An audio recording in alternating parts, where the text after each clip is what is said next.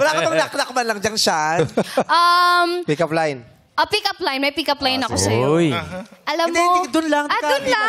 Hindi na lalapit. Bakit mo pinarapit? Mo si Mark.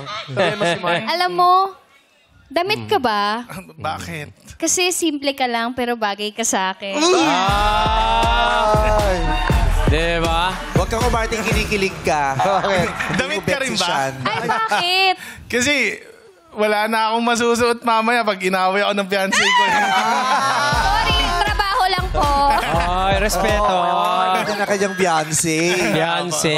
Siya si Jay-Z. Nandiyan ang Beyonce. Di, Beyonce. Ano yun yung mapapangasawa? Jay-Z, si Beyonce Knowles. Beyonce. Kailan ang kasal nyo?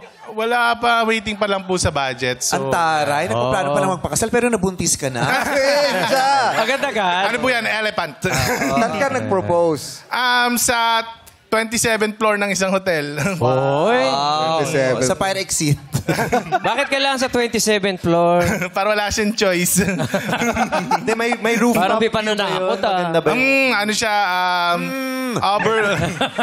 May rooftop view ba yun? Parang naipit sa elevator.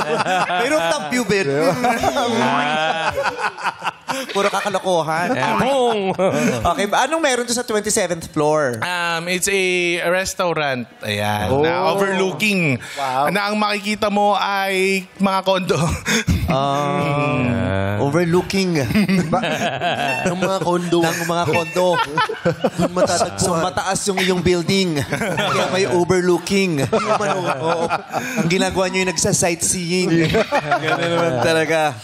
Okay. Paano mo sinabi yung yung Proposal. So, basically, sinabi sinabi... ko basically. Sabi ko lang sa kanya, pinagtataasan mo kami ng Hindi. sabi ko lang...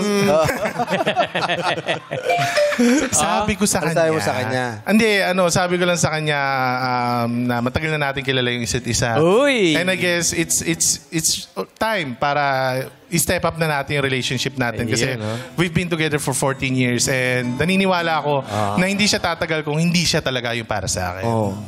Pero ang tanong nakaramihan, nakaluhod ka ba? Yun po ang magandang tanong kasi hindi. Bakit di ka lumuhod? Sa palagay mo, makakabangon na agad. And she said yes right away.